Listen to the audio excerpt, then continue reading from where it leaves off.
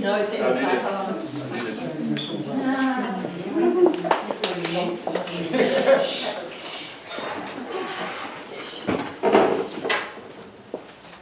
Twas brullig, and the slidey toes did gyre and gimble in the wind.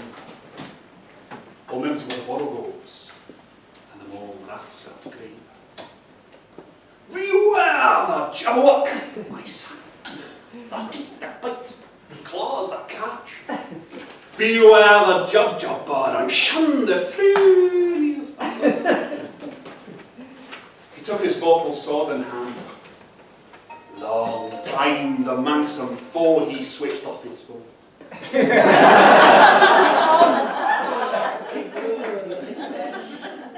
So rested he by the tum-tum tree, and stood a while in thought.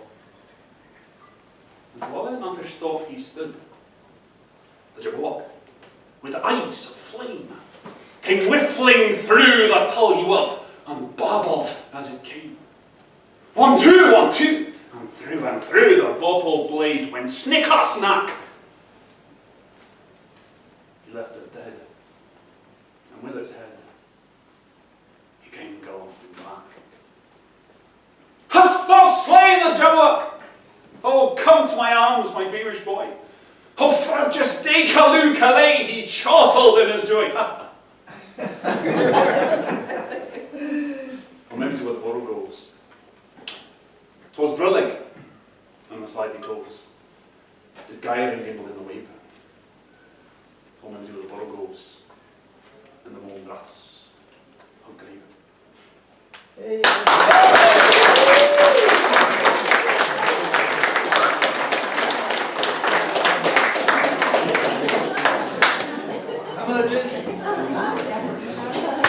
Right, so after a Scottish boy with a Scottish accent, I'm going to read you a Welsh poem, perhaps with a Welsh accent.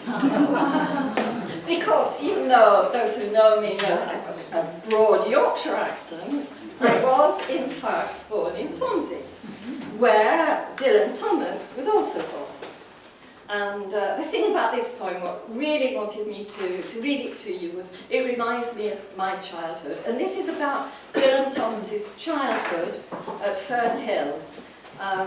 He remembers his childhood, his innocence, the trees, the nature. It is full of colours and the feeling of the warmth of summer. And I remember all that because I used to go down to Swansea on my summer holidays. Since I was born, my parents used to send me off, they both worked, down to Swansea on holiday. And I remember, and I really feel the same thing as Dylan Thomas did in this poem. So, okay, just for information, Dylan Thomas was born 27th of October 1914, and he died at 39 years old in 1953. He died when he was 39 years old. He was a terrible alcoholic, and he loved the women. And actually, this year is Dylan Thomas's centenary. It started in October last year, and I had a friend who rang me last night from Wales, from Cardiff. I said, oh, don't tell me about all that. It's all over the valleys, it's all over. They're doing Dylan Thomas all over. So here we are. This is Fern Hill.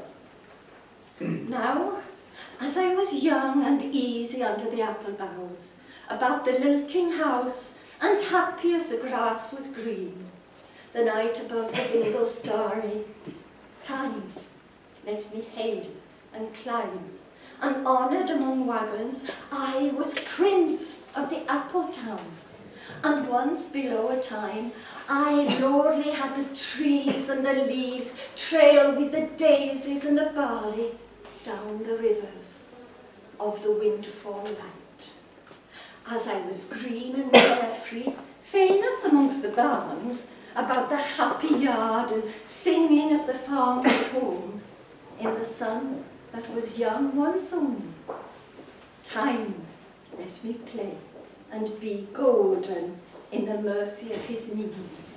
And green and golden, I was huntsman and herdsman, and the calves sang to my horn, and the foxes on the hills barked clear and cold. and the Sabbath ran slowly in the pebbles of the holy streams. All the sun long it was running, it was lovely, the hay fields high as the house, the tunes from the chimneys, it was air and playing, lovely and watery, and the fire green as grass. And nightly, under the simple stars, as I rode to sleep, the hours were bearing the farm away. All the moon long I heard, blessed among the stables, the nightjars flying with the ricks and the horses flashing in the dark. And then, to awake, and the farm like a wanderer white with the dew, come back, the cock on his shoulder. It was all shine. It was Adam and his maid. The sky gathered again, and the sun grew round that day. So it must have been after the birth of the simple light in the first spinning place, the spellbound horses walking warm out of the winging green stable onto the fields of praise. And honoured among foxes and pheasants, and by the gay house under the new-made clouds, and happy as the heart was long in the sun born over and over, I ran my heedless ways. My wishes raced through the house high hay, and nothing I cared, tuning so few and such morning songs, before the children green and golden follow him out of grace. Nothing I cared in the lamb-white days that time would take me up the swallow-thronged loft by the shadow of my hand, in the moon that is always rising, nor that riding to sleep I should hear him fly with the high fields and wake to the farm forever fled from the childless land. Oh, I was young and easy in the mercy of his grace. Time held me green and dying, though I sang in my chains like the sea.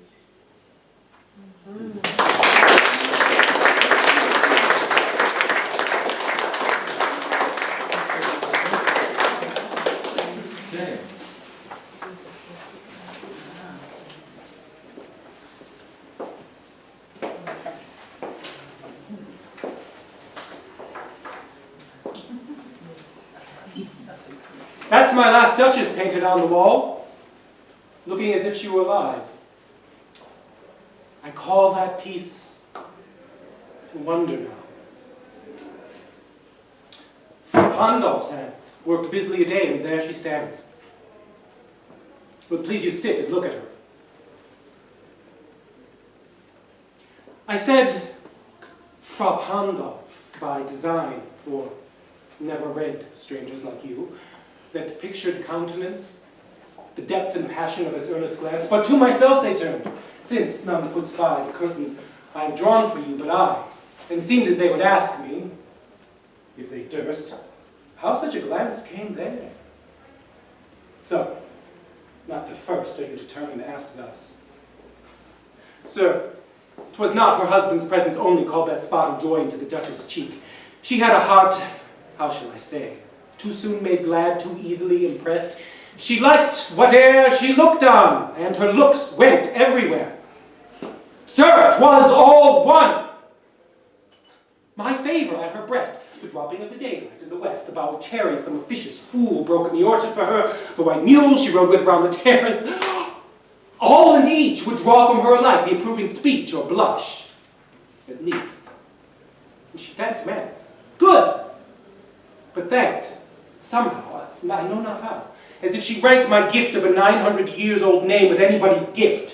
Who'd stoop to blame this sort of trifling? Even had you skill in speech, which I have not, to make yourself quite clear to such an one, and say just this or that, and you disgust me.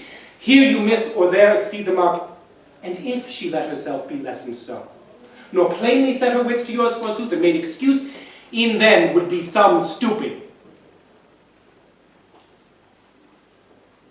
And I choose never to stew.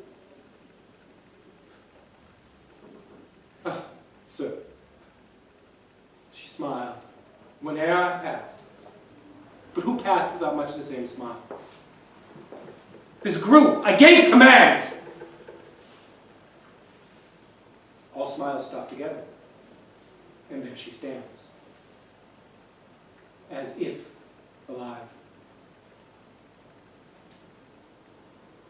Will please you rise. We'll meet the company below them. I repeat.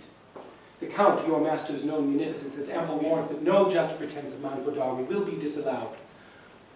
Although his fair daughter's self, as I avowed at starting, is my object. Nay, we'll go together down, sir. Notice Neptune, though, taming a seahorse, fought a rarity, which Klaus of Innsbruck cast in bronze. For me.